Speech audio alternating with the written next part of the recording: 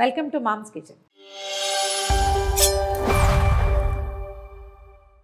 Evening స్నాక్గా చేసుకోవడానికి ఎప్పుడైనా భోజనాల్లో చేయడానికి కూడా బాగా ఇంట్రెస్టింగ్గా ఉంటుందండి. వెజిటబుల్ బోండా.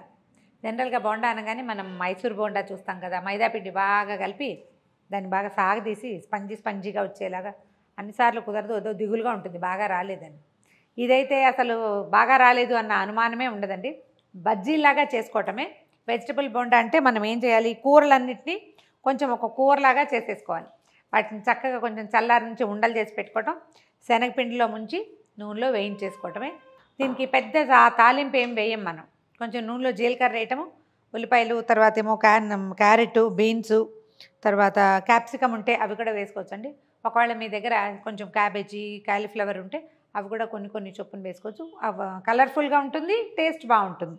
గ్రీన్ పీస్, బఠానీలు ఉంటే చాలా బాగుంటుందండి. ఇప్పుడు లేటెస్ట్గా హైదరాబాద్ అంతా గ్రీన్ పీస్ కనపడుతున్నాయి మార్కెట్లలో. ఉన్నప్పుడు శుభ్రంగా ఒక 3-4 కిలోలు కొనేసుకుని చక్కగా ఒలిచేసి ఒక ప్లాస్టిక్ బౌల్ డబ్బాలో కానీ గ్లాస్ బౌల్లో కానీ పోసేసి ఫ్రీజర్లో పెడితే సంవత్సరం అంతా ఫ్రెష్గా ఉంటాయండి. ఎప్పుడైనా కావాలంటే కొన్ని తీసుకోవచ్చు మీకు ఓపిక ఉంటే. లేదా ఇంకా పచ్చి బఠానీ ఉంటాయి కదా మనకి, అదే ఎండువి దొరుకుతాయి, వాటిని నీటిలో నానబెట్టుకుని అది వేసుకుంటే బాగుంటుంది. ఒక మూకుడు పెట్టుకున్నాము, ఒక స్పూను 2 స్పూన్ల దాకా ఆయిల్ వేయండి. ఎక్కువ నూనె ఏమి అవసరం ఉండదు. ఒక 1/2 టీ స్పూన్ జీలకర్ర వేద్దాం నూనెలో. తిరగమాత సామాన్లు అలా ఏం అక్కర్లేదండి. అల్లం, పచ్చిమిర్చి వేసుకుంటే సరిపోతుంది. సన్న ముక్కలు తరిగిన అల్లం, పచ్చిమిర్చి వేగనిస్తే మనకి అది పంటి కిందకి వచ్చినా ఆటే కారంగా ఏముండదు, టేస్ట్ బాగుంటుంది. జీలకర్ర వేగిపోయింది, కొంచెం కరివేపాకు వేద్దాము. 2 పచ్చిమిరపకాయలు చిన్న ముక్కలు తరిగి అవి, తర్వాత 1 ఇంచి అల్లం ముక్కలు,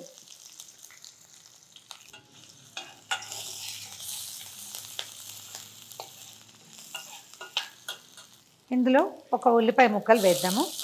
ఇవి చిన్న సైజు ముక్కలు సరిపోతాయండి. మీడియం సైజు ఉల్లిపాయ కూడా చాలు. చాలా కూరలు పడతాయి కాబట్టి ఎక్కువ వేయక్కర్ల, రకానికి ఒకటి కొంచెం.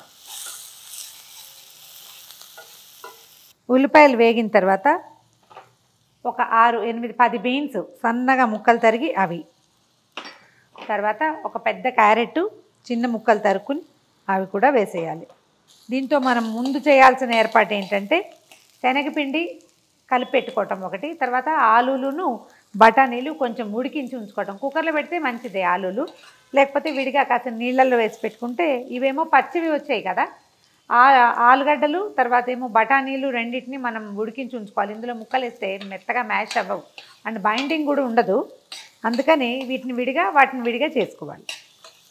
కొద్దిగా ఉప్పు చల్లి మూత పెట్టేద్దాం. ఈ ముక్కలకి సరిపడా ఉప్పు వేసి మూత పెడితే ఇవి కొంచెం చక్కగా మగ్గిపోతాయి. దగ్గరగా ఉండే మూత పెట్టండి, తొందరగా ఉడికిపోతాయి. క్యారెట్, బీన్స్ చక్కగా మగ్గిపోయినాయండి, కనిపిస్తున్నాయి కదా, అంటే రంగు మారిపోయింది. ఇందులో ఏం చేద్దామంటే మనం కొంచెం ఉడికించి ఉంచుకున్న గ్రీన్ పీస్ వేసేద్దాం. బంగాళదుంపలు కూడా ఉడికించి ఉంచుకున్నాము, కొద్దిగా మ్యాష్ చేసి వేసేద్దాం. మనం కారం కావాలంటే వేసుకోవచ్చండి, మన ఇష్టం, చాయిస్ మందే. నేను పచ్చిమిర్చి వేసే కదా అందుకని ఇంకా కారం వేయను. ఒక చిటికెడు గరం మసాలా కూడా లైట్గా, ధనియాల పొడి అలాంటివి కూడా వేసుకోవచ్చు.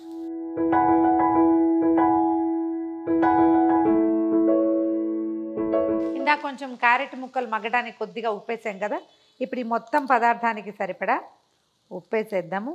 తర్వాత ఏమో కొంచెం ధనియాల పొడి వేద్దాం, వాసన బాగుంటుంది. మనం దీని మీద కొత్తిమీర అయినా వేసుకోవచ్చు, పుదీనా అయినా వేసుకోవచ్చు, మన ఇష్టం. ఇప్పుడు ఏం చేద్దామంటే ఆలు మ్యాషర్ చాలామంది దగ్గర ఉంటుంది, లేని వాళ్ళు పప్పు గుత్తితోటైనా సరే మొత్తాన్ని ఒకసారి ముద్దయ్యేలాగా నొక్కేయండి. ఇదేంటంటే మనకి ఉండ కావాలన్నమాట, అందుకోసం. కొన్ని బఠానీలు కాస్త స్వరూపంతో ఉంటాయి, కొన్ని చితుకుతాయి.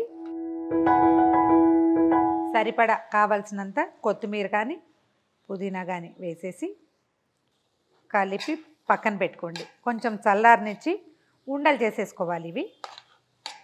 ఇది చల్లారే లోపల మనం ఏం చేద్దామంటే శనగపిండి కలుపుకుందాం.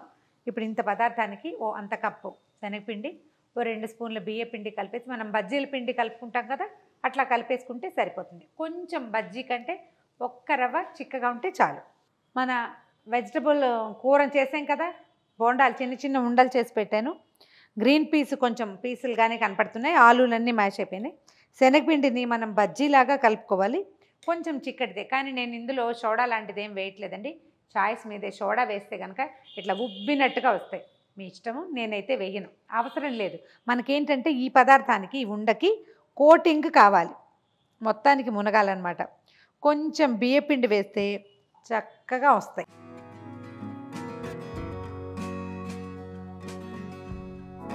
కాగిన నూనెలో వేయించేసేయండి, కొంచెం హై ఫ్లేమ్కి కొంచెం తక్కువ, మరి మీడియం కాకుండా మీడియంకి హైకి మధ్యలో పెడితే వచ్చేస్తాయి. బజ్జీలాగా వేసేసుకోవటమే. ఇదేంటంటే మనం బూరెల పిండికి ఎట్లా మొత్తం కోట్ చేస్తాం కదా, అట్లా కోట్ చేసుకోవాలి. వేళ్ళచ్చులు పడకుండా అలాగా వదిలేయాలి. వెంటనే కదపకండి, ఒక్క నిమిషం ఆగి కదిపితే అడుగు ఎక్కడైనా ఆనుకున్నా కూడా వదిలిపెట్టేస్తుంది, చక్కగా వచ్చేస్తాయి. ఇందులో వేసుకునే ఉప్పు కారము అవి మీదే చాయిస్ అండి. అల్లం పచ్చిమిర్చి వేసుకోవచ్చు. ఉప్పు కారం వేసుకుంటే ఏంటంటే మనకు కొంచెం కలర్ఫుల్గా బాగా కనిపిస్తుంది.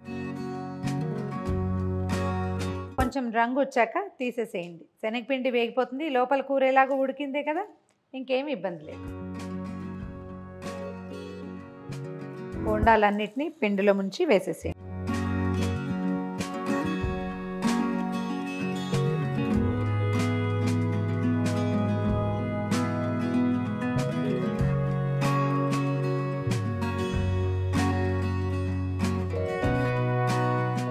ఇదిగోండి మన వెజిటబుల్ బోండా రెడీగా ఉంది.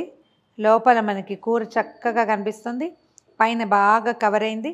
మీకు కావాలంటే సోడా వేసుకోండి, లేకపోతే మరి కాస్త బియ్యపిండి వేసి ఇంకొంచెం కరకరలాడుతూ వస్తుంది. సింపుల్గా ఈజీగా చేసేసి పొద్దున్న చేసిన ఆలు కూర మిగిలిపోతాయి, దానికి కూడా కొంచెం కరివేపాకు కొత్తిమీరతో చిన్న తాలింపేసి ఉండలు చేసేయటం, శనగపిండిలో ముంచి వేసేయటం. మీకు అరిగితే సుమి, అరిగితే హాయిగా తినండి, బ్రహ్మాండంగా కుదురుతాయి. ట్రై చేసి చూడండి.